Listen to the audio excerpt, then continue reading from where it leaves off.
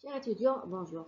Dans cette vidéo, on va voir ensemble une partie qu'on n'a pas détaillée dans le cours sur le prisme et que je voudrais détailler ici avec vous. Donc, dans le prisme, on a parlé de la déviation minimale, mais on n'a pas parlé de la déviation maximale.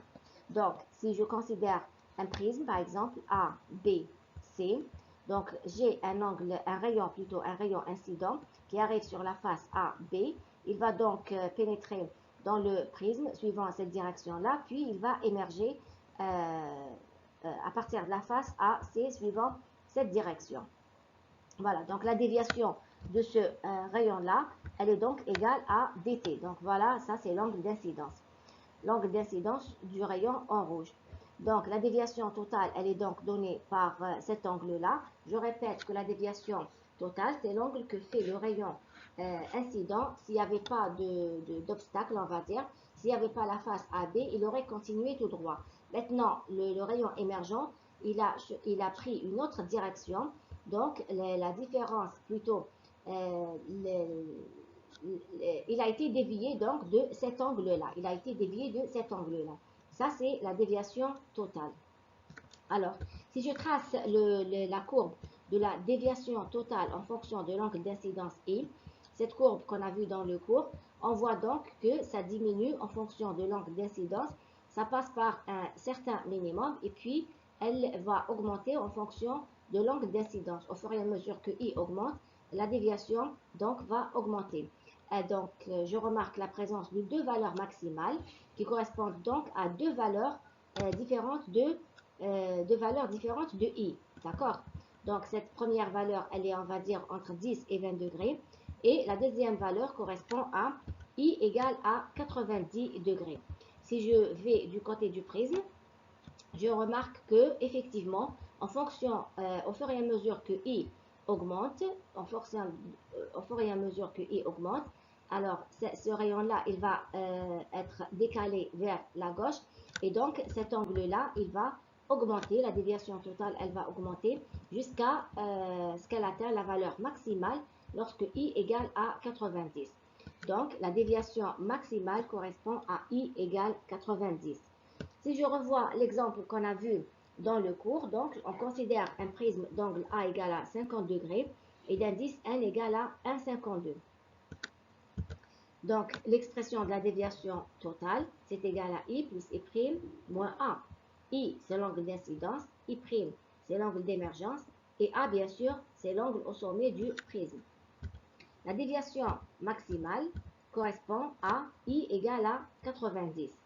Si j'écris la première équation du prisme, donc pour la face AB, ce sera donc 1 sinus 90, 1 c'est l'indice de l'air, donc sinus 90 qui est égal à 1, égal à l'indice du prisme qui est égal à 1,52 sinus R, pour trouver R. Le but ici, c'est de trouver I', parce que I, je le connais. I est égal à 90, A, je le connais, donc il me reste à trouver le I'. Pour trouver le I', je vais d'abord passer par R et R'. Je vais d'abord passer par le calcul de R et de R'. Donc, sinus R est égal à 1 sur 1,52 et donc R est égal à 41 degrés, 13. Je sais que A est égal à R plus R', donc R' est égal à A moins R. Cela veut dire que R' est égal à 50 moins 41 degrés qui est égal à 8 degrés, 86.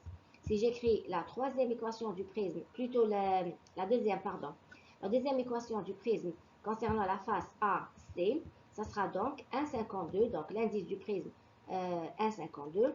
Donc 1,52 sinus R' est égal à sinus I'. Donc I', tout calcul fait, vous allez trouver qu'il est égal à 13 degrés, 54.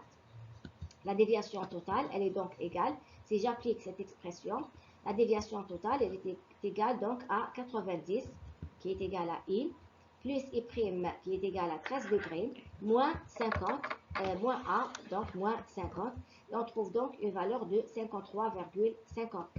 Voilà, donc ça correspond à cette valeur-là. On voit bien qu'on trouve la valeur qui est dans la valeur du graphe. Voilà, entre 50 et 54, nous on trouve 53. Voilà. Donc ça c'est pour la déviation totale qui correspond donc la déviation maximale, pardon, qui correspond donc à un angle I qui est égal à 90. Alors, vous allez poser la question, qu'est-ce qu'on fait pour la deuxième valeur de I? Je sais que la déviation maximale correspond à deux valeurs de I. La première valeur, oui, elle correspond à I égale 90. Et pour cette valeur, elle correspond à quoi? Alors, cette deuxième valeur correspond à tout simplement à la valeur de I'. I', c'est ça, c'est l'angle d'émergence. I'. Donc, I', ça c'est l'angle d'émergence. Si j'inverse par exemple le sens de propagation de la lumière. Donc, je disais, si j'inverse le sens de propagation de la lumière, regardez, si j'envoie le rayon cette fois-ci suivant la face AC, avec un angle d'incidence I' qui est égal à I, qui est exactement égal à cette valeur de I' que j'ai trouvée. Donc, I' qui est égal à 13 degrés. Maintenant, je vais envoyer un faisceau avec un angle I qui est égal à 13 degrés. Qu'est-ce que je vais trouver comme angle d'émergence I'? Je vais bien sûr trouver un angle d'émergence qui est égal à 90. Et la déviation serait toujours égale à la déviation maximale. On trouve exactement cette même valeur. Parce que regardez, I plus I'. Dans l'expression de la déviation, on a I plus I'. C'est I égale à 90 et I' égale à 13 degrés, ou bien I égale à 13 et I' qui est égal à 90, le résultat serait exactement le même. La déviation aurait toujours la même valeur. Donc, je répète encore une fois, la première valeur de la déviation maximale, on la trouve pour I égale à 90, et la deuxième valeur de la déviation, on la trouve donc plutôt la deuxième valeur de l'angle d'incidence pour laquelle la déviation est maximale, on la trouve quand on inverse le sens de propagation de la lumière, c'est-à-dire en inversant le I et le I'.